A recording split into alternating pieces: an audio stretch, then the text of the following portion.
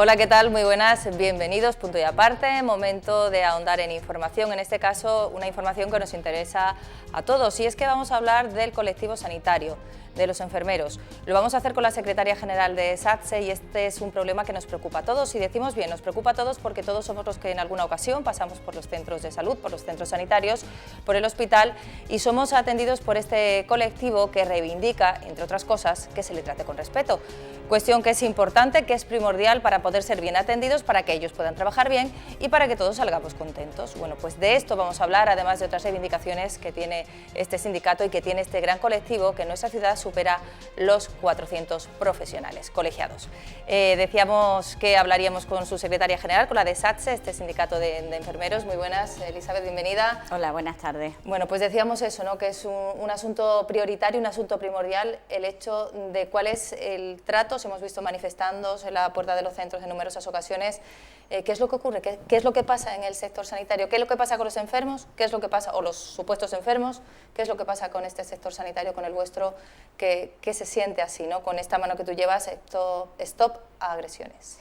Pues bueno, esto es un problema que siempre ha existido. A nivel nacional es algo que hemos venido defendiendo desde hace muchísimos años. No me canso de recordar que Ceuta fue pionera a la hora de reconocer al personal sanitario como autoridad, hecho que fue un paso muy importante en la lucha contra las agresiones al personal que trabaja en los centros sanitarios, pero es cierto que en los últimos años se está sufriendo o se ha sufrido un repunte de la violencia dirigida a los profesionales que trabajan en el sector de sanidad. Sin duda influyen múltiples factores en este repunte, pero nosotros hemos analizado como parte fundamental de él el hecho de los recortes que se han venido produciendo en los últimos años en materia de sanidad. ¿Y por qué los recortes afectan a esto? Que esto es algo que diremos, bueno, pues a lo mejor afecta en que pues haya menos enfermeros, pues que haya menos gasas, por ponerte un ejemplo, o menos betadine, o inyecciones de menos y tengáis que tardar más en buscarlas, no lo sé. Claro. Pero ¿por qué decís que afecta esto a la hora de que la gente se porte de esta manera incivilizada? Obviamente, primero quiero decir que gracias no a Dios no todo el mundo, al contrario, sí, la mayoría de la sociedad valora enormemente a sus sanitarios y además los tienen en una de las puntuaciones más altas entre las profesiones que existen en España. Pero sí es cierto que se produce o nosotros achacamos este repunte a los recortes porque directamente influye en las listas de espera, en el tiempo de demora a la hora de ser atendido un paciente, por ejemplo, en atención primaria se ve muy claramente afectada por el tema de los recortes porque dejan de producirse las visitas domiciliarias programadas que se venían produciendo antes de la crisis. Y entonces esto redunda en una peor calidad a la hora de atender al ciudadano, pues como decía, más tiempo a la hora de esperar a que ser atendido. A mi enfermera no la puedo ver, pero tampoco ponen una sustituta cuando está de vacaciones, ni siquiera puedo acudir con una cita programada en multitud de periodos a lo largo del año, sencillamente porque no se sustituye el personal cuando está pues, de vacaciones, en sus permisos reglamentarios y demás, y otros muchos recortes que ha habido. ¿Dónde se dan más casos de violencia o de insultos, de agresiones? ¿En el hospital, en las plantas, en las consultas, en centros de salud? ¿En qué sitios es donde la gente tiende a comportarse de esta manera que calificamos de incivilizada?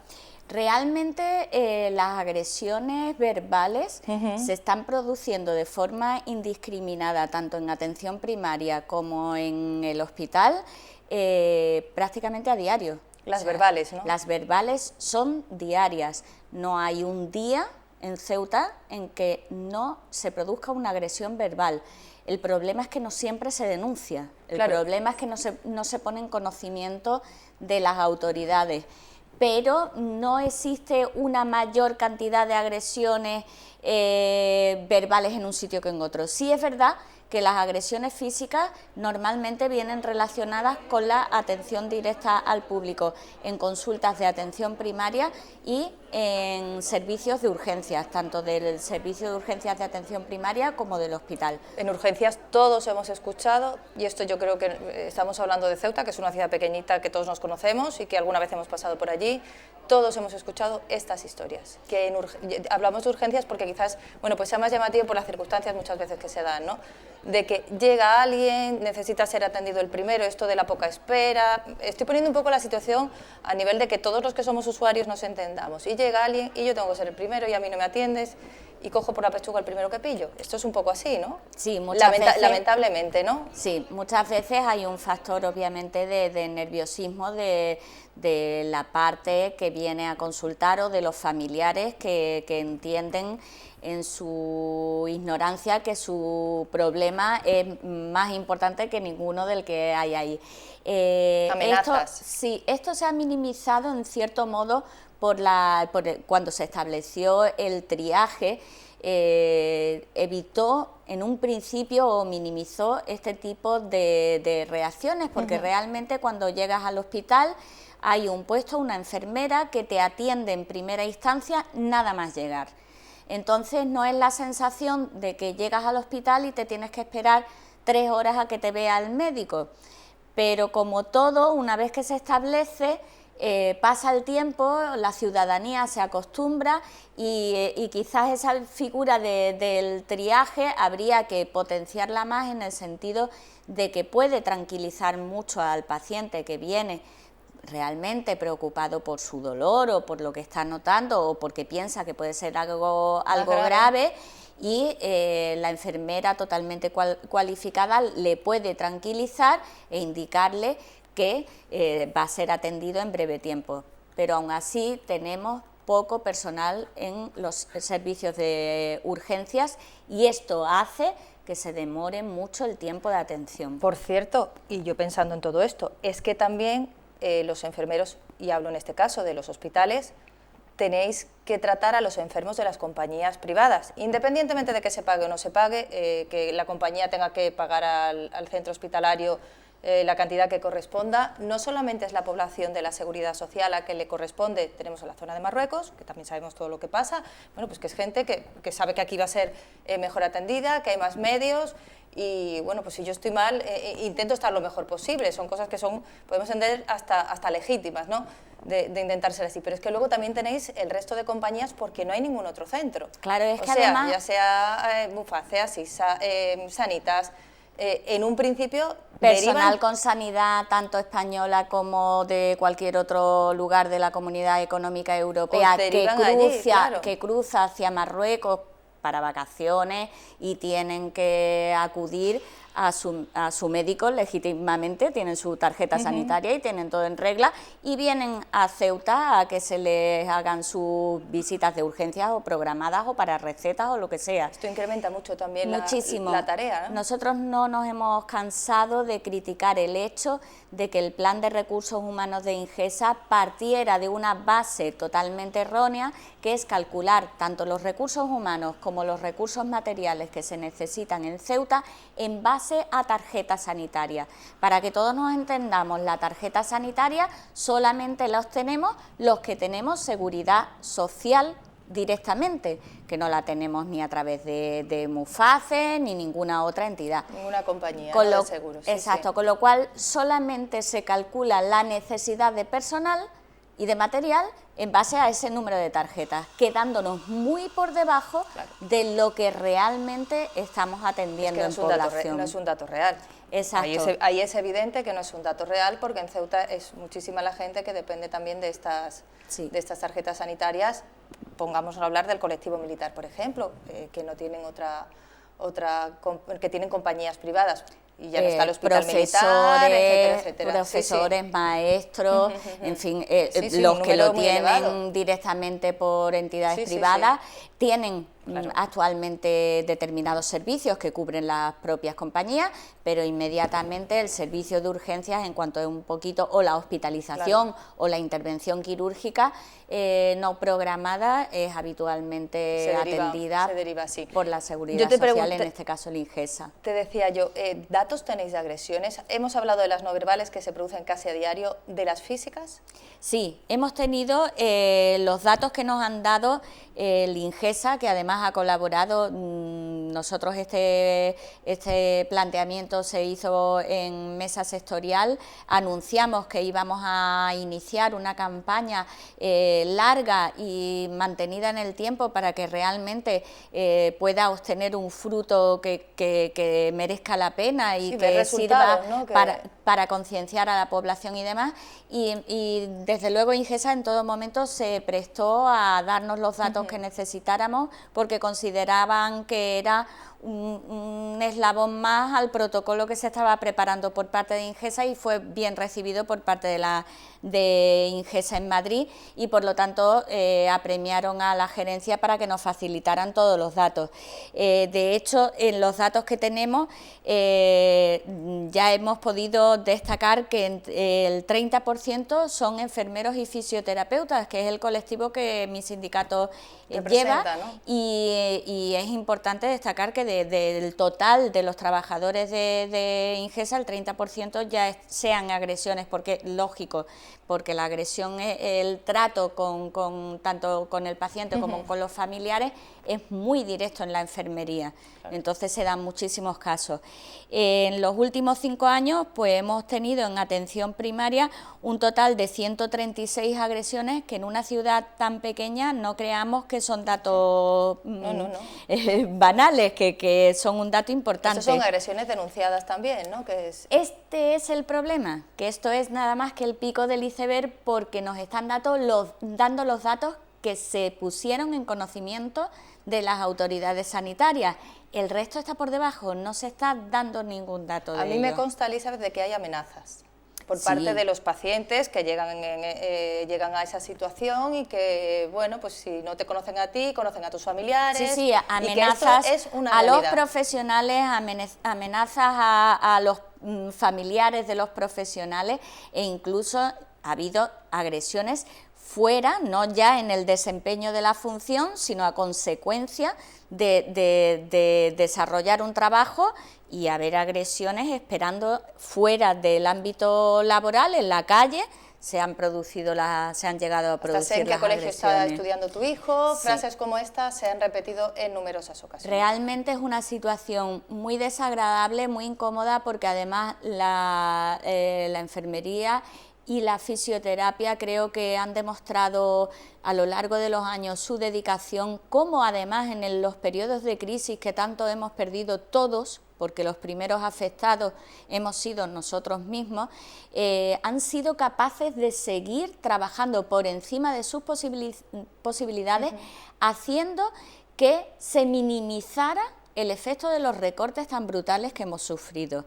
Entonces, realmente, para la enfermera, para ese fisioterapeuta en general, para el resto de los profesionales, es muy duro que estás dedicando tu trabajo con tesón, y que en determinadas ocasiones, ya te digo, que gracias a Dios la mayoría rechaza este tipo de actitudes, pero hay ciertas personas ahí están los números. Tú me decías que era solamente la punta del iceberg, me consta que es así, porque eso se produce habitualmente, tristemente. ¿Qué estáis haciendo exactamente? ¿Qué pedís vosotros a los profesionales para que esto no pase? Os habéis enfrascado en una campaña, tú decías, esto va a durar en el tiempo, no puede ser, venga, ahora lo enseñamos y luego no. ¿Qué tienen que hacer los profesionales cuando se sientan agredidos, tanto verbalmente como físicamente? ¿Y qué hacen? Lo principal por parte del profesional, y lo primero, es dejar de tolerar los insultos. No podemos seguir aceptando como parte de nuestro trabajo el hecho de que nos insulten o nos amenacen. A nadie se le ocurre la imagen de otras entidades en las que, no sé, en un banco, cualquier tipo de estas entidades que vayamos a amenazar, a agredir. Que los periodistas tampoco es que estemos muy bien vistos, claro, pero bueno. Entonces, la tolerancia por parte del profesional tiene que ser cero. No podemos tolerar un insulto, y un insulto, yo no digo que vayan directamente a comisaría, porque eso también es un escollo que podemos comentar, la cantidad de tiempo que hay que dedicar a hacer una denuncia, muchas veces te echa para atrás, porque tienes que perder tiempo o de tu trabajo y dejárselo a un compañero o de tu propia vida personal, pero sí es cierto que al menos debe constar en el propio Ingesa como agresión sufrida y en las condiciones en que se haya producido, si ha sido verbal, si ha sido del usuario, si ha sido de un acompañante, etc. ¿Y qué crees que vais a conseguir teniendo el conocimiento real de las agresiones que hay? Porque al final dices tú que pongo más vigilancia, no lo sé. No, para conseguir que esto tenga éxito tiene que ser una actuación multidisciplinar. Claro, porque aquí lo ideal sería, pues no te atiendo. Claro. Fíjate. No, sí, pero seguro... claro, eso no se puede, te quiero decir, no entiendo yo que eso tampoco ni es vuestra vocación, ni es vuestro interés, pero es el de lo que te entra un poco de ganas, ¿no? Pues mire usted. Pero no se hace y además yo creo que una vez más pues hay que felicitar a los profesionales que muchísimas veces trabajan en condiciones muy duras. Pero lo que nosotros pretendemos es que se aplique realmente. El lunes se aprobó, se publicó en el BOE, el plan de actuación ante agresiones a los profesionales del Ingesa, y a nosotros aquel documento nos pareció que era amplio, que abarcaba fácilmente la mayoría de los problemas, ¿no?, que nosotros habíamos observado, y hay que incidir en todos ellos. O sea, tenemos lo primero que prevenir, evitar la agresión. O sea, la parte en la que tenemos que poner más énfasis es en evitar las agresiones. El propio plan ha establecido una serie de mecanismos, aún no sabemos qué presupuesto se va a dedicar. Y bueno, de momento sabemos que los presupuestos se van a aprobar del Estado, a ver si ahora ya con esta... Claro, a ver qué parte se dedica y a ver cómo se implementa, porque ya comentamos que el plan es bueno, consideramos que es bueno, pero no puede quedar en papel mojado. Tenemos que empezar a actuar inmediatamente. Se puso en el BOE el lunes, ya tiene que ponerse la documentación para poder notificar a las autoridades sanitarias cuando se produce una agresión. Inmediatamente está publicado en el BOE, ya un trabajador que sufra una agresión, lo mismo que tiene un papel para pedir un permiso de libre disposición, debe tener en su intranet la notificación de la agresión. La semana pasada, quiero recordar, la semana pasada, lo digo por las fechas, precisamente yo iba a cubrir esta información. El presidente de la ciudad se reunió en una cumbre ministerial, estaba la vicepresidenta del Gobierno, también estaba la ministra de Sanidad, y hablaba de que entendía la situación de Ceuta en cuanto al número de profesionales que estabais atendiendo también a esta otra parte de la frontera, esta que tenemos aquí cercana. Todos sabemos lo que significa esto, y que se intentarían poner medios. ¿A vosotros os han comunicado algo? Tú hablabas de recortes, de falta de medios. A nosotros de momento pedirse se ha pedido voluntad, y yo no sé si en el presupuesto ya... El presupuesto, con el número de plazas de personal... A nosotros no nos han dado aumento de presupuesto ni previsión para el mismo. Sí nos dijeron que iba a ir una partida dedicada al tema de prevención de agresiones. Como te decía, hay que ponerla en marcha ya, necesitamos el presupuesto ya, la formación de los profesionales para saber cómo actuar ante un momento en el que, cómo detectar antes de que se produzca, o sea, los indicios que te hacen pensar esta persona en un momento determinado puede llegar a agredirme, y cómo actuar para evitarlo. No olvidemos que el profesional no va a agredir al usuario, o sea, que tiene que saber cómo reaccionar, tiene que saber qué es lo que tiene que hacer, tiene que tener ya a su alcance los dispositivos útiles y prácticos, porque descolgar un teléfono, marcar un número, que te conteste el de seguridad, hola, buenas tardes, le pasa algo, eso es totalmente inviable. Ni tampoco el gas pimienta, por ponerte un ejemplo, te quiero decir, claro, hay que todo tener esto habrá unos que tenerlo métodos rápidos, eficaces, y si uno pulsa un botón de emergencia, el botón de emergencia no hay que contestar, hay que acudir.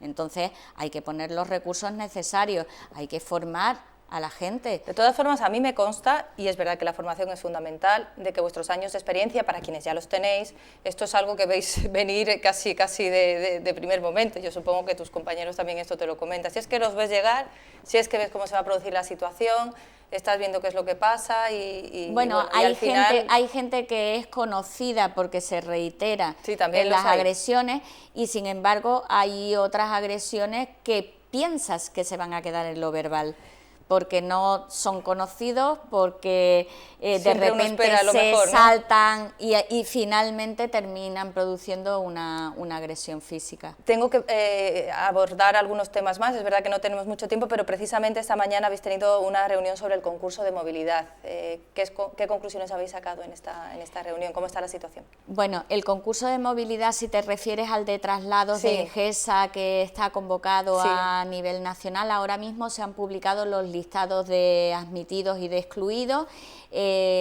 Nosotros entendemos que se ha producido un error importante por parte del Ingesa, que ha interpretado que las enfermeras de atención primaria o de atención especializada no pueden solicitar puestos de urgencias. ¿Por qué? Porque ellos consideran que es otra categoría, cuando realmente ni existe la categoría de enfermera de urgencias, ni existe siquiera la especialidad, ni así está establecida en el Real Decreto de homologación de categorías que se publicó en el año 2015. Entonces consideramos que ha sido un error por parte del Ingesa, aunque en conversaciones directas con ellos se mantienen en su criterio, y que posiblemente va a dar lugar a... Bueno, ya ha dado lugar a las pertinentes reclamaciones, en las que estamos ayudando directamente con el apoyo de nuestra asesoría jurídica, porque pensamos que es posible que haya que terminar recurriendo a los juzgados. Bueno, pues esperemos que no sea así, que se llegue a un entendimiento por el bien de todos. Otro tema son las instalaciones. Las instalaciones, bueno, ya sabemos el problema que tenemos, sobre todo en atención primaria, especialmente en la zona 3, hemos visto de todo ya. El Centro de Salud del Príncipe. Sí, hemos visto ya de todo, ya inundaciones, personal atendiendo en la calle a los usuarios porque no podían acceder a las consultas, o sea, es que ya es más que evidente que no se puede esperar más. Ahí decían que se iba a construir un nuevo centro, ¿no? No van a construir un nuevo centro. No, a nosotros desde Madrid nos han dicho que lo que van a hacer es rehabilitar el que hay, ampliar zonas del mismo, que eso va a llevar un tiempo grande, que se tendrá que trasladar al personal, pero yo creo que ya urge. Las condiciones en las que se está atendiendo al personal allí dejan mucho que desear. No olvidemos tampoco el Centro 2, el Centro 2 se ha convertido, el de Otero, el Centro de Salud de Otero, se ha convertido en un monstruo, con más de 22.000 usuarios, aparte de estas personas que acuden sin tarjeta sanitaria, pero propios con tarjeta sanitaria, 22.000. Eso no existe en ningún centro de salud de España. Con esas dimensiones. Claro, es que se hacen inviables y se hacen difíciles de llevar, de organizar, y provoca pues un detrimento en la atención a nuestros ciudadanos. Por último, me quiero quedar con un buen sabor de boca, y es ese, digo, por todo lo que hemos hablado, por lo que nos hemos venido contando y en lo que hemos ahondado, que tenéis un primer congreso internacional en septiembre, en el que estáis trabajando, me consta que con mucho entusiasmo. Pues sí, es una ilusión muy grande que tenemos, que ya hace tiempo que pensamos y que finalmente encontramos la fórmula de llevarlo a cabo, pues con la intención de convertirlo en un congreso internacional que se haga de forma periódica, y además es el Congreso Internacional de Investigación e Innovación en Enfermería y Fisioterapia. de las ciudades autónomas de Ceuta y Melilla. Melilla va a colaborar, por supuesto, en el Congreso y además el segundo Congreso, ya se realizará en su ciudad, con lo cual pues esperamos que Ceuta se vuelque totalmente porque habrá muchísima afluencia de gente de todas partes del mundo que vendrán. ¿Cuántas personas esperáis? Bueno, el auditorio nos han dicho que son 590, tenemos solicitado el aforo completo y esperamos llenarlo. Ya tenemos garantizada la asistencia de los ponentes internacionales, pues algunos vienen de Francia, Portugal, Inglaterra. Bueno, un reto, ¿eh? Sí, tenemos, la verdad es que es muy importante y bueno, desde aquí invitar sobre todo a los enfermeros y a los fisioterapeutas de Ceuta que esto es un evento único, que normalmente si se celebra fuera de nuestra ciudad conlleva gastos enormes y que no todo el mundo puede hacer. Y aquí pues de forma muy asequible van a poder asistir a un evento excepcional. Pues Elizabeth, muchas gracias por haber estado con nosotros, por habernos puesto al día, al tanto de toda esta información que es verdad que muchos conocemos, pero hoy era la voz vuestra la que se tenía que hacer sonar por encima de todas ellas y que se solucionen las cosas. A ver si próximamente me cuentas algo así. Pues muchas gracias. Al menos paliar algo, ¿no? Y desde luego es lo que esperamos y nosotros siempre vamos con la visión positiva de que todo tiene solución. Y así mucho que ánimo. En ello estamos. Mucho ánimo a todos los profesionales del sector sanitario. Bueno, pues dicho todo esto, a nosotros solamente nos queda despedirnos. Ya saben que como siempre volveremos la próxima semana con más temas, con más información. Les esperamos de nuevo aquí en Punto y Aparte. Muchas gracias y muy buenas.